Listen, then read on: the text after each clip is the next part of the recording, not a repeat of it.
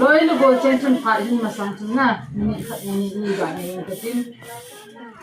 ka ki pa in kham ka te ho ni tu ni pha da ni ngai lu da no sang ma jingin azi chu azowa mo lang pa na ga do wa chu ke nong se di ka ti bang chun kon ta chu ka vet le ha ho age sang lo din chun ka ti na ha cha chom lam lama ka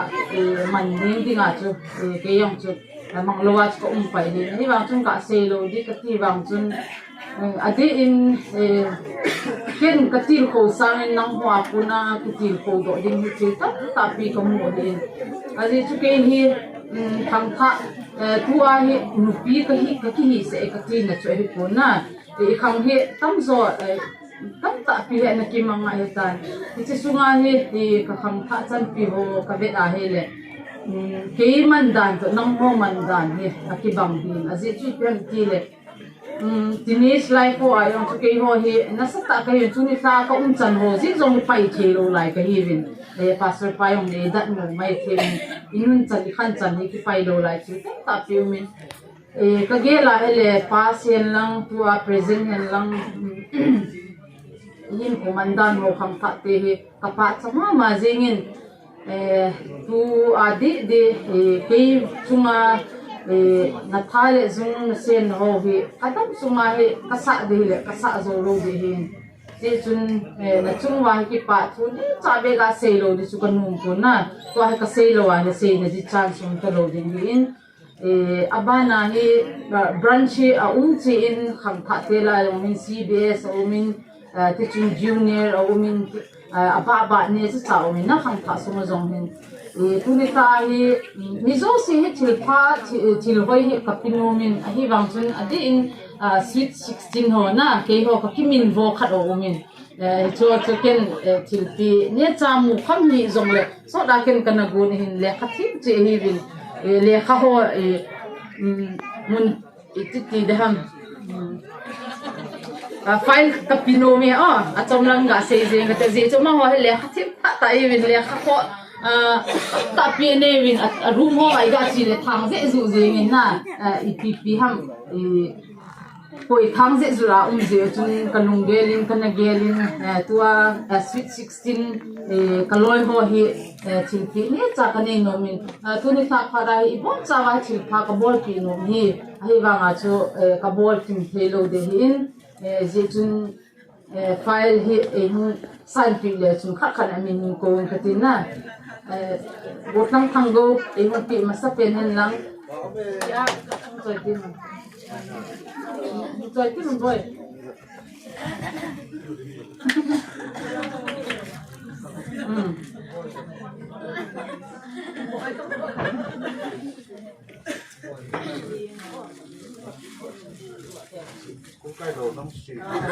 Ichi ama ho hi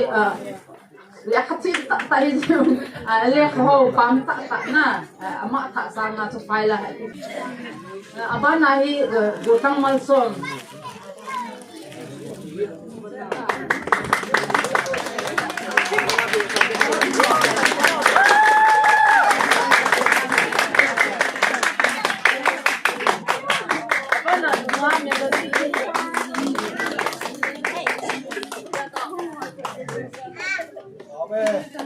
service mo dati na.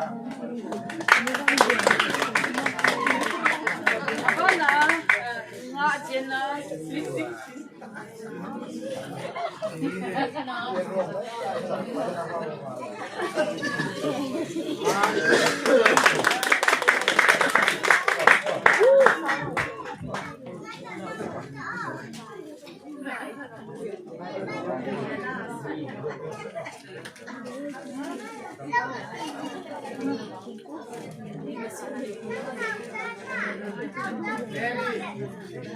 Nunga Mary.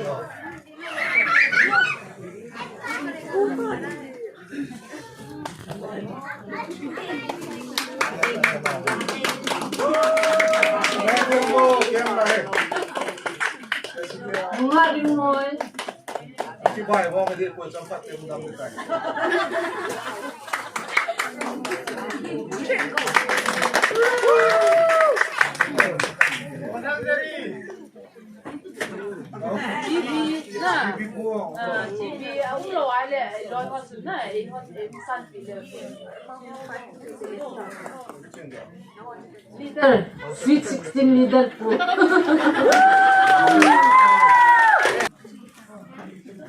Nga sino? Kahayo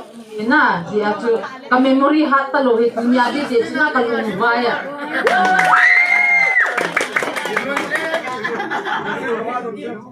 Husay si yung bona. Nene na layo. Nun cream, nga nun cream. Wow. Ông lo ai le. Iloy ho chung la.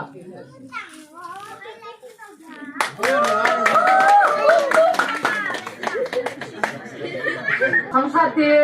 sunga ahin, ang thate so sin ingay luwe. Ay banga chu ama ho ti se til khat ibola hele. Ama chu umlo wa hele ki kim kg lo na. Til ko bol di hen lang i pi hele ke ho chu ki mu to lo le sal kg lo le chin ka ga ka ngai lu na sa ta ve sa na chu ga pi khang tha dang ho chu ka chunga til pha abol po ve ka ti ne chu hi pon ama hon jong til pha ta pi e bol pi ve hin la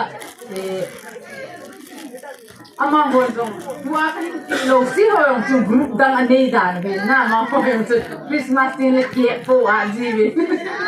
tabang chu hin ke ho tua sweet 16 no hi kaki ngai lu dan hi ama hon jong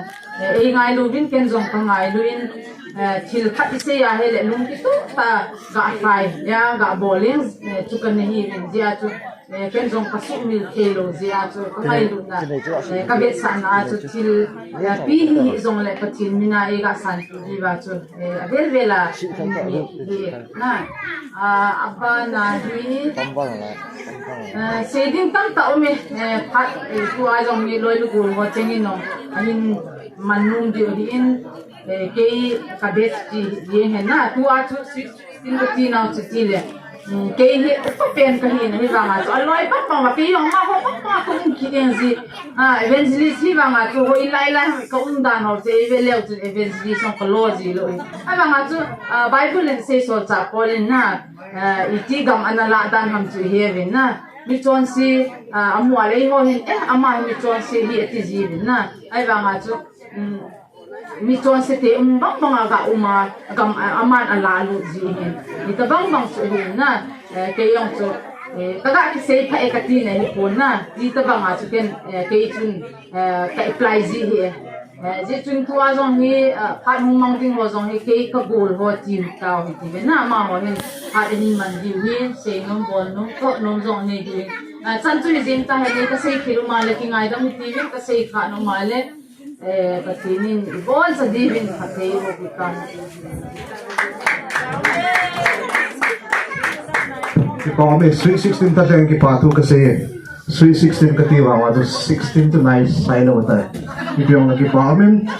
sweet 16 lang ako na so i-grupo WhatsApp lubang ito na nung sita di po mission na chili hita ang nag-alef lo ham din ikiti mo kaya kumzi size si hipon na chan si ay kaya kisay pat na yun lam di tayo talaga lam siya mo yun na hello le ball din kung talaga ball siya mo yun kanay siya di